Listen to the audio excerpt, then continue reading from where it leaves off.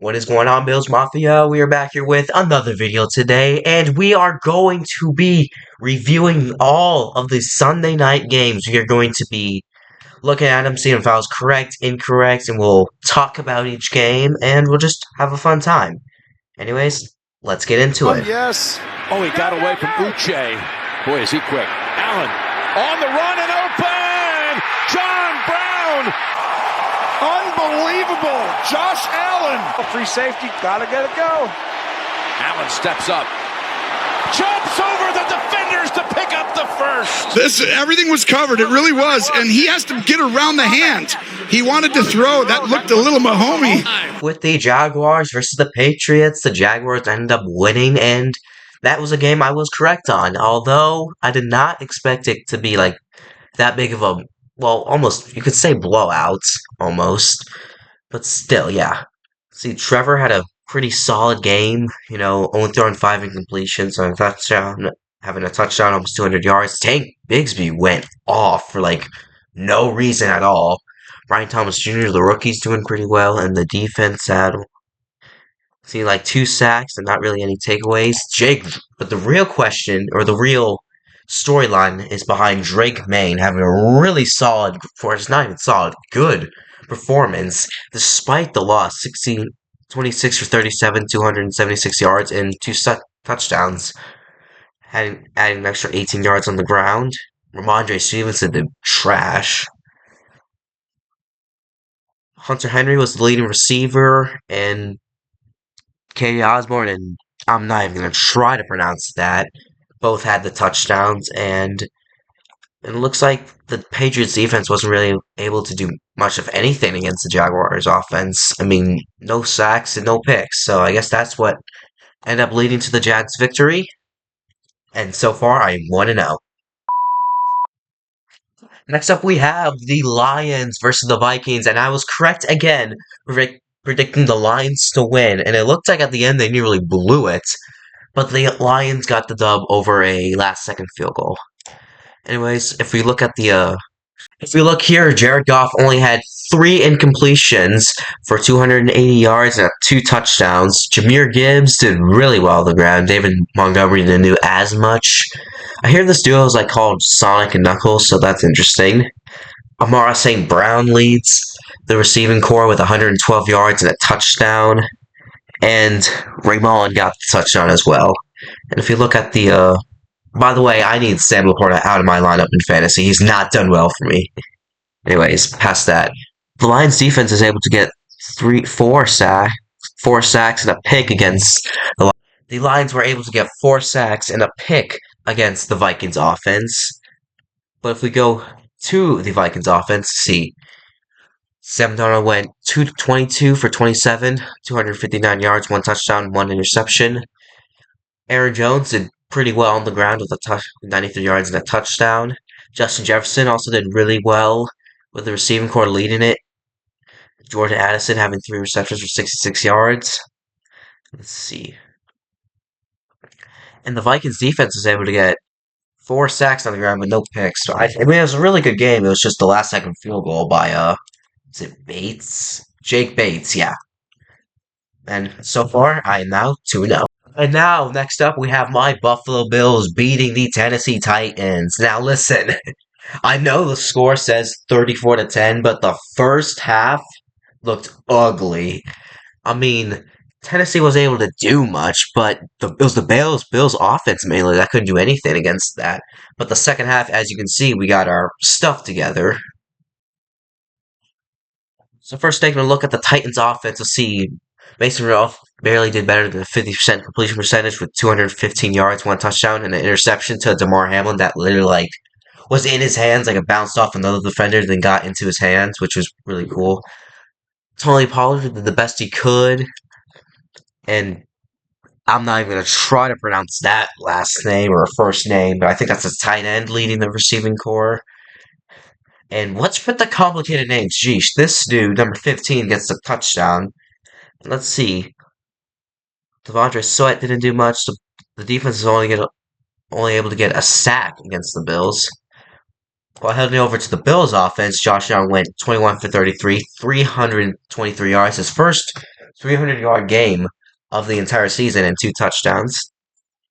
And while the run game looked pretty lousy, I'll not lie. Let's see, both running backs ended up having a touchdown, although James Cook only did have 12 carries. I feel like if they gave him more, he probably would have done something else. But the real headlines is Keon Coleman and Amari Cooper.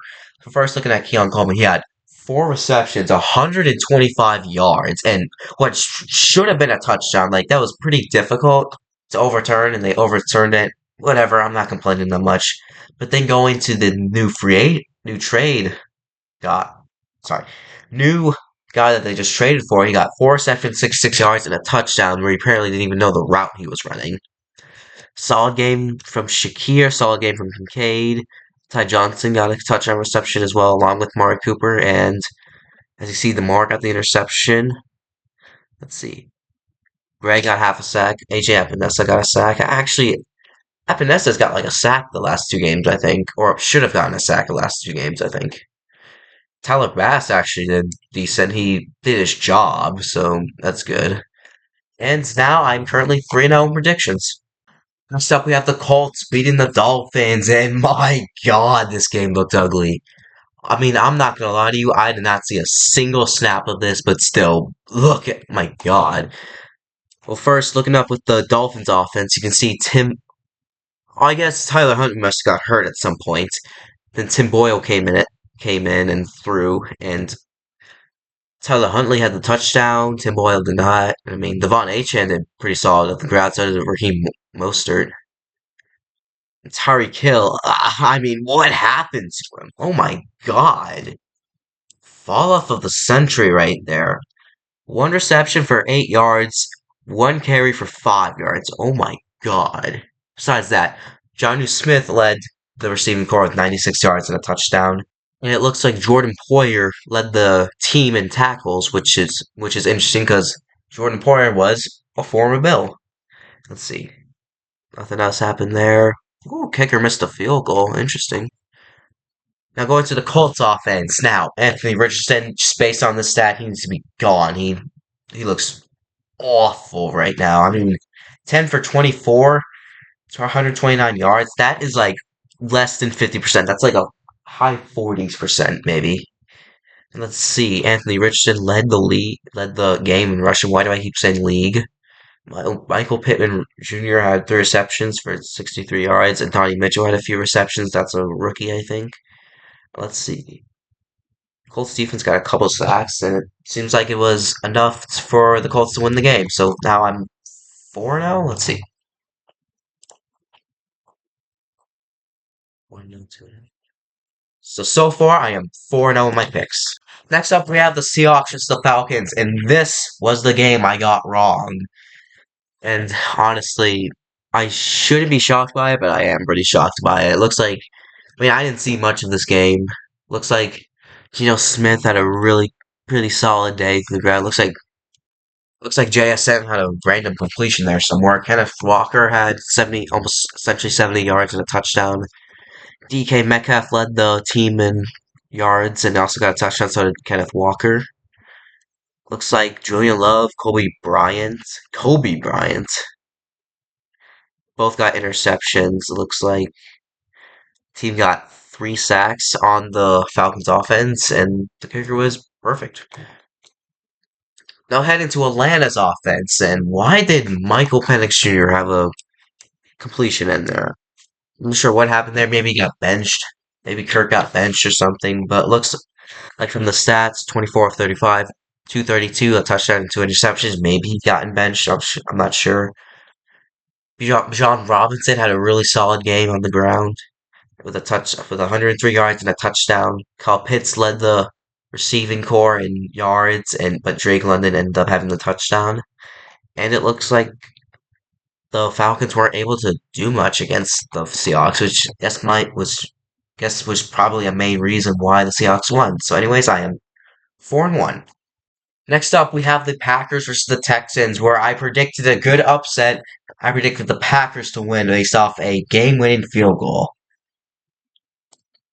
First, looking at the Texans offense, and oh my gosh, CJ Stroud had went 10 for 21 and 86 yards. Joe Mixon had more rushing yards than CJ Stroud had passing yards. Wow. In fact, more rushing yards than total yards from CJ Stroud, which is crazy. He also had 2 touchdowns. Dalton Schultz led the core with 28 yards. Let's see. Hewitt was able to get the interception. I think so was Bullock was able to as well. Let's see, they got 1, 2, 3. Looks like 3 sacks.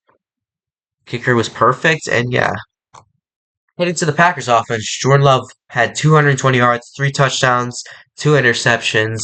Josh Jacobs had a solid day on the ground. Anyways, Romeo Doubs led the team in receiving yards. He's been balling out recently, but Josh Jacobs, Tucker Raff, and Jonathan Wicks, all three of them had the receiving touchdown. Let's see, McKinney did not get an interception this time, but he did get a sack. And let's see, and Brandon McManus was able to ice the game, which is solid. I'm now 5-1. Next up, we have the Bengals versus the Browns. I was also correct on this, but I'm not gonna lie to you, I did not see a singular snap of this game. I just watched through play by play. That's mainly how I watched it. First, looking at the Bengals offense, we see Joe Burrow threw 15 for 25, 181, and 2 touchdowns. And it looks like the running game was atrocious. Zach Moss only had 6 carries for some reason. T. Higgins and Jamar Chase did solid, with T. Higgins leading the entire receiving corps with a touchdown and 82 yards. Looks like the Bengals defense was able to get to Deshaun Watson a good bit. Let's see, Geno Stone and Sam Hubbard both got picks. Now looking at Cleveland's offense, I heard Deshaun Watson got hurt midway through the game, so then DTR had to start, but does not look that good. Then Jameis Winston came in and threw a touchdown at least. And speaking of DTR led the team in rushing. Looks like Nick Chubb came back and scored a touchdown. And Tillman led the team in receiving yards, but David Njoku got a touchdown. Then looking at the defense here, they weren't able to do much. I mean, a few sacks, but not enough to stop the Bengals. Next up, we have the Eagles versus the Giants, and I was right about the Eagles winning this. So looking at the Eagles stats here, it looks like Jalen Hurts did not have to do much as a passer, because this is mainly a Saquon game. The 176 yards and a touchdown, geesh. Looks like Jalen Hurts had 2 tush-push touchdowns. And AJ Brown led the team in receiving yards. And looking at the defense here, it looks like there's a few sacks here and there, and they did what they had to do to stop the Giants' offense. Looking over at that, let's see, Daniel Jones did 14 for 21 with 99 yards, no touchdowns, no picks. Very bad game. There's nothing on the rushing ground. Malik Neighbors led the team in receiving yards with only 41. Dexter Lawrence had 2 sacks. Brian Burns had a sack, and besides that, nothing happened. So this was just domination by the Eagles, simply. Except we have the Rams versus the Raiders, and I was correct with the Rams winning 20-15. This was a snooze fest, to say the least. Well, looking at the Raiders' offense here, it was very garbage. It looks like from Gardner Minshew, less than 50% completion percentage, 154 yards, and a whole 3 interceptions. Looks like Aiden O'Connell went out there. Gardner Minshew had less than a 50% completion percentage with 154 yards and 3 interceptions. Looks like Aiden O'Connell had to sub in for him at some point. Alexander Madison was actually able to do something in the run game, and Brock Bowers led the entire team in yards, Brock Bowers has looked impressive so far. Looking at the defense here, looks like Nate Hobbs is able to get an interception, and Max Crosby got a sack. Besides that, nothing else. Looking at the Rams offense here, looks like Matthew Stafford had 14 for 23, 154 yards and an interception. Looks like Kyren Williams did pretty solid on the ground, 76 yards and 2 touchdowns. Tyler Johnson led the team in yards, while Tutu led the team in receptions, it looks like. And the defense, Durant, it was able to get a pick and 2 picks by Jalen here, and it was just barely enough for the Rams to get the dub. Next up, we have the Commanders versus the Panthers, with the Commanders blowing out the Panthers, but at the cost of Jaden Daniels. Looking at the Panthers offense here, Andy Dalton threw 11 for 16, 93 yards and 2 interceptions. Looks like Bryce Young came in at some point, like maybe the fourth quarter. Chuba Hubbard here was the only reason why the Panthers were able to score. Jatavion Sanders led the team in yards, and the Carolina defense wasn't able to do much of anything against the Commanders. They just let them do whatever they want, besides a sack from Harris. Looking over to the Commanders' offense here, Marcus Mariota went 18 for 23, 205, and 2 touchdowns. Jaden Daniels went down with an injury, I think. I'm not sure if it was like his ribs. I can't remember what it was. But Brian Robinson Jr. had a really good day, 71 yards and a touchdown. Terry McLaurin led the team in yards, while Zach Ertz and Ben Senat had the touchdown. And the Commanders defense looks like Dante Fowler Jr. got a sack and a pick. And besides that, oh no, Emmanuel Forbes Jr. also got a pick. Besides that, looks like the Commanders defense did what they had to do to stop the Panthers. Next up, we have the Chiefs versus the 49ers. And my God, both teams did not look good. It's not both teams. Both quarterbacks didn't look good. First off with Patrick Mahomes, he went 16 for 27, 154 yards and 2 touchdowns. Well, but he did have a rushing touchdown, so with Kareem Hunt actually having a good day with 78 yards and 2 touchdowns. Noah Gray led the team with receiving yards. Travis Kelce didn't do much as usual. Justin Reed got a pick, and Christian Wallace got a pick, and let's see, Jaden Hicks got the pick. So the Chiefs defense did what they had to do to stop the 49ers. Next up, the 49ers offense. Brock Purdy went 17 for 31, 212, and 3 awful interceptions. My gosh. Jordan Mason had a okay day with 58 yards. No score, though. George Kittle led the team with yards with 92. Not much scoring to happen. Actually, no, Brock Purdy actually had 2 rushing touchdowns, so never mind. It wasn't that awful. But still. Lemure got an interception. Oldham got an interception. Deebo Samuel, he was on the defense at some point? Or you know what, that might have been special teams at some point. Who knows? Besides that, I was right about this game again, and we only have one final game left, so let's get to it. And finally, our last game, we have the Steelers beating the Jets, and my gosh, the Jets do not look like the team they hope to be. I mean, if we go look at Aaron Rodgers' stats, I mean, it's not too bad. It's pretty solid, just the 2 interceptions that mainly killed him. Breece Hall had a mediocre day, with only the reason it wasn't awful because of the touchdown. Actually, I take that back, actually. I did not see this. 103 yards. My gosh, never mind. I take that back. He had a solid day. This is why you gotta read. Garrett Wilson had a pretty solid day. Devontae Adams did not do much. But I mean, everyone's already writing Adams off, and I just think, like, he joined the team on Tuesday, and, like, he did not have that much time to connect with the full team. I mean, obviously he's going to connect with Aaron Rodgers, but he cannot connect with the full, offense and stuff. So I'm not going to write him off just yet.